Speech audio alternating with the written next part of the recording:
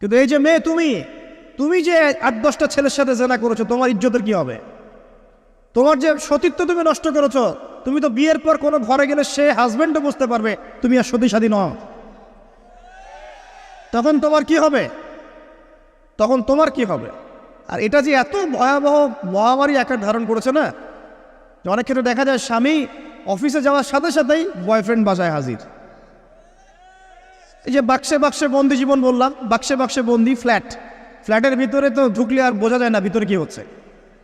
কত ফ্ল্যাটে যে জেনা হয় এখন এই শহরে, আল্লাহ ভালো জানেন। এই ফ্ল্যাটের প্রত্যেকটা ইঞ্চি ইঞ্চি মাটি আল্লাহর কাছে সাক্ষী দিবে। যেখানে যে মাটিতে বসে অবিবাহিত যুবক যুবতী জেনা করেছে আর বিবাহিত যুবক যুবতীরা এবং এই স্বামী স্ত্রীরা জেনা করেছে, এর ইঞ্চি ইঞ্চি মাটি আল্লাহর কাছে কথা বলবে। এর ইঞ্চি ইঞ্চি মাটি আল্লাহর সামনে কথা বলবে। ইয়াউমাইযিন তুহাদ্দিসু আখবারাহা, সেদিন তুহাদ্দিসু আখবারাহা, জমিন তার খবর বলবে আল্লাহর কাছে। জমিনের কোথায় কোন পাপ হয়েছে সব বলে দিবে। এই জমিনে এখানে দাঁড়িয়ে জেনা করেছে, ওইখানে দাঁড়িয়ে মদ খেয়েছে, ওইখানে কাউকে খুন করেছে, জমিন বলে দিবে। একটা কথা এখানে মাঝখানে বলে দেই, যারা অবিবাহিত যুবক যুবতী আছো, এই লেকচার তোমরা যারা শুনছো, তোমাদের মধ্যে কেউ যদি জেনা করে থাকো, অবিবাহিতর কথা বলছি, তোমাদের কাঁধের মধ্যে এখন 100 বেত্রাঘাতের শাস্তি ঝুলে আছে। সূরা নূরের 1 থেকে 3 নম্বর আয়াত পড়ে দেখবে, অবিবাহিত যুবক যুবতী যদি জেনা করে তাদের শাস্তি হচ্ছে 100 বেত্রাঘাত, তাও জনসমক্ষে, এবং এক বছরের জন্য নির্বাসন।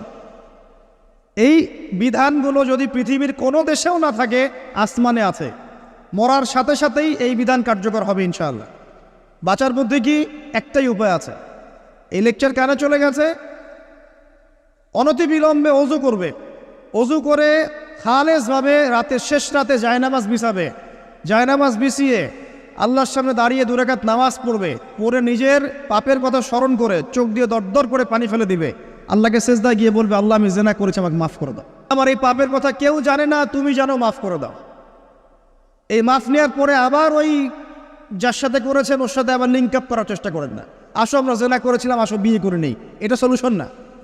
জেনা করেছেন, আগে তওবা করে ফিরে আসতে হবে, তারপরে পুরো জীবন ইসলামিক লাইফ লিড করতে হবে। আল্লাহ যদি দেখেন যে হ্যাঁ আপনি ঠিকঠাক তওবা করে আল্লাহর পথে চলছেন, আল্লাহ তখন আপনাকে নেককার স্ত্রী দিবে ইনশাআল্লাহ। এই এই এই একমাত্র রাস্তা যুবকদের জন্য এবং যুবতীদের জন্যেও। যুবকরা না হলে পার পেয়ে যেতে পারে, কারণ একটা কথা সমাজে প্রচলিত আছে না, যে ছেলে মানুষের ইজ্জত তো সহজে যায় না, গোপন হয়ে গেছে, কেউ জানে না, আল্লাহ মাফ করে দিয়েছেন, সে হয়তো পার পেয়ে গেল। কিন্তু এই যে মেয়ে, তুমি যে 8-10টা ছেলের সাথে জেনা করেছো, তোমার ইজ্জতের কি হবে? তোমার যে সতীত্ব তুমি নষ্ট করেছো। তুমি তো বিয়ের পর কোনো ঘরে গেলে সে হাজবেন্ডও বুঝতে পারবে তুমি আর সতী সাথী নও। তখন তোমার কি হবে? বিবাহিত যারা আছে, এই যে দেবর আর ভাবি, এই যে শালি আর দুলা ভাই, মধুর সম্পর্ক না এগুলা? দাঁড়াও, এগুলো মধুর সম্পর্ক। দেখা যায় সুবহানাল্লাহ, এই যে আমার এখানে ফোন আছে না, আমাদের অফিসিয়াল পেজ আছে, অফিসিয়াল পেজে যত প্রশ্ন আসে দেখি ম্যাক্সিমাম জেনা কেন্দ্রিক, ব্যভিচার কেন্দ্রিক, পরকীয়া কেন্দ্রিক। একজন প্রশ্ন করেছে যে দোলা ভাইয়ের চরিত্র এত খারাপ ছিল, আর ওই মেয়ের বয়স তখন কম ছিল, 13 বছর বয়স। 13 বছর বয়সের মেয়ের দিকে সে চোখ দিয়েছে।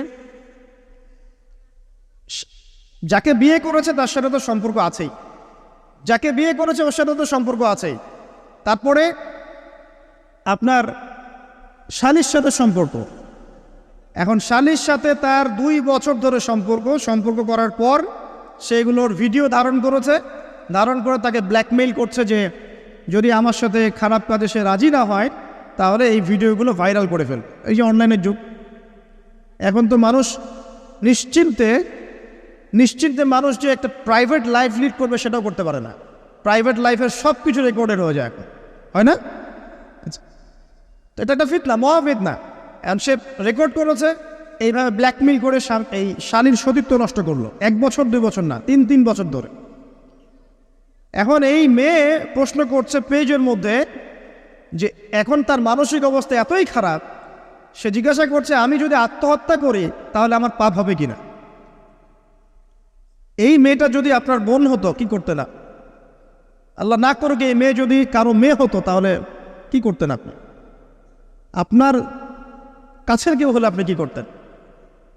এখানে ওই শাস্তিটা না বলে সামনে যেতে পারছি না। শোনেন, যারা বিবাহিত ব্যক্তি হওয়ার পরেও পরকীয়া করেছেন, বিবাহ করার পরেও পরকীয়ার পাপে লিপ্ত ছিলেন বা এখনও আছেন, জেনে হোক না জেনে হোক করেছেন, অথবা এটা জেনে করেছেন যেটা একটা খারাপ কাজ তারপরেও করেছেন, রাসূলুল্লাহ সাল্লাল্লাহু আলাইহি ওয়াসাল্লামের হাদিস এবং আল্লাহ পাকের কালাম অনুযায়ী তাদের শাস্তি হচ্ছে কোমর পর্যন্ত মাটিতে পুঁতে ফেলে পাথর নিক্ষেপ করে রজম করে হত্যা করা। ইসলামিক যদি কোনো রাষ্ট্র থাকতো বা এটা যদি হতো, বা এটা যদি ইমামুল মাহদির যুগ হতো বা ওমর রাদিয়াল্লাহু আনহুর যুগ হতো, তাহলে এই শাস্তির বাইরে আপনি চলতে পারতেন না যদি এটা প্রমাণ হতো। এই শাস্তি যদি দুনিয়াতে কার্যকর নাও হয়, আপনি যদি তওবা না করে মারা যান, তাহলে কিয়ামতের মাঠে এই শাস্তি আপনি ভোগ করবেন। খুব মজা লাগছে পরকীয়া করতে। সকালে একটার সাথে, দুপুরে একটার সাথে, আজকে একজনের সাথে রাত কাটান, কালকে আরেকজনের সাথে রাত কাটান, খুব মজা পাচ্ছেন। রাত্রেবেলা মদ খান আর হোটেলে রাত কাটান, সকালবেলা আবার অফিসে যান। আমাদের শহরের এগুলা কালচার কোত্থেকে আসলো? এই শহরকে পবিত্র করবে কে? এবং এই শহরের আসল রূপগুলো স্পষ্ট করবে কারা? খুব মজা পাচ্ছেন এগুলোতে। সুবহানাল্লাহ। একটা বিষয় বুঝাই, ইসলামে কেসাস আছে, কেসাস। মনে করেন আমাকে কেউ হত্যা করেছে, আপনি তাকে হত্যা করতে পারবেন। মনে করেন আপনি কাউকে হত্যা করেছেন, ঠিক আমাদের লজের মতো কেউ যদি কাউকে হত্যা করে তাকে ফাঁসি দেওয়া হয় না, এরকমই কেউ যদি কাউকে হত্যা করে, ইসলামের বিধান কেসাস করা, মানে হাতের বদলে হাত, চোখের বদলে চোখ, কানের বদলে কান, নাকের বদলে নাক, জানের বদলে জান, যদি প্রমাণ হয়। কিন্তু এখানেও হত্যাকারীর বাঁচার সুযোগ আছে। কীরকম? মনে করেন আপনি আমার পরিবারের কাউকে হত্যা করেছেন, আল্লাহ না করুক। এখন আপনি এসে আমাকে ক্ষমা চাচ্ছেন যে আমার ভুল হয়ে গেছে, আমি মুক্তিপণ, রক্তপণ দিব, আমাকে মাফ করে দেন। এখন আমাদের পরিবারকে আপনাকে বললো ঠিক আছে আপনাকে মাফ করে দিলাম, আপনার কেসাস করার দরকার নেই, আপনি রক্তপণ দিয়ে দেন, তাহলে আপনি বেঁচে থাকার সুযোগ পেলেন। কথা বুঝতে পারছেন? একটা হচ্ছে মুরতাদ। মনে করেন কেউ ইসলামের কিছু বিষয়কে অস্বীকার করেছে, তাকে জেলখানায় বন্দি করে রাখা হবে, সুযোগ দেওয়া হবে যে আপনি কি এগুলো জেনে শুনে বলেছেন নাকি এর উপর অটল থাকবেন না ফিরে আসবেন। সে যদি বলে না আমি তওবা করলাম, আমি এগুলো থেকে ফিরে আসলাম, ও বেঁচে থাকার অধিকার পেয়ে গেল। কিন্তু বিবাহিত ব্যক্তি যারা ব্যভিচার করেছে, বিবাহিত ছেলে বা মেয়ে ব্যভিচার করেছে, তওবা করে যদি ফিরেও আসে, রজমের শাস্তি থেকে বাঁচার কোনো সুযোগ নেই। আল্লাহর কাছে ক্ষমা চান, ইস্তেগফার করেন।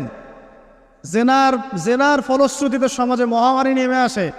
জেনা, পরকীয়া, অশ্লীলতার কারণে সমাজে এমন সব রোগ ব্যাধির উদ্ভব হয় যেগুলো কখনো ছিল না। এই শহরটা জেনার শহর। আমাদের এই ঢাকা শহর জেনার শহর। আপনাকে এটা বোঝার জন্য আমার লেকচার না শুনে আপনি পেপার পত্রিকা ঘাটেন, অনলাইন সার্চ করেন, দেখবেন এই শহরে আনাচে কানাচে জেনা হয় এবং ওপেন জেনা হয়, মানুষ জেনাকে হালাল মনে করে। এই শহরের যুবক যুবতী যারা একে অপরের সাথে বয়ফ্রেন্ড গার্লফ্রেন্ড কালচারে লিপ্ত আছে, এটাকে তারা হালাল মনে করে, কেউ হারাম মনে করে না। কত বড় সাহস দেখায়। আর রাস্তা দিয়ে আমরা হেঁটে গেলেও বয়ফ্রেন্ড গার্লফ্রেন্ড এসে আমাদেরকে সালাম দেয়, হুজুর আমাদের জন্য একটু দোয়া করেন। তো প্রত্যেকটা পার্কে পার্কে যাবেন, এই যে আপনাদের রেস্টুরেন্টগুলোতে যাবেন, দর্শনীয় যে স্পটগুলো সেখানে যাবেন, দেধার সে জেনা হচ্ছে, জেনা আর জেনা।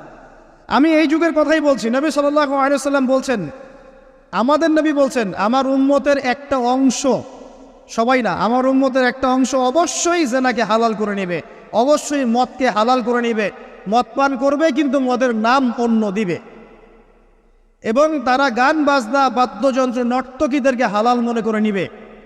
নবী সাল্লাল্লাহু আলাইহি ওয়াসাল্লাম বলেছেন, যখন সমাজে এরকম পাপ বাড়ে তখন সমাজে এমন সব রোগ ব্যাধি আসে যা আগে কখনো ছিল না। এবং এদের ব্যাপারে নবীজি বলেছেন, একদিন সকালবেলা আল্লাহ পাক এদেরকে বানর এবং শুয়োর বানিয়ে দিবেন। কিয়ামতের আগে এই ঘটনাও ঘটবে, বিকৃত হবে।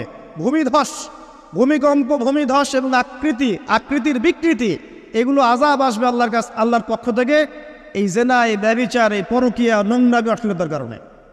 ঘরে ঘরে এগুলা বয়ফ্রেন্ড গার্লফ্রেন্ড কালচার। কেউ মনে করে না যে এগুলো হারাম, কেউ মনে করে না যে আমার এই যে সহপাঠী আমার গায়রে মাহরাম।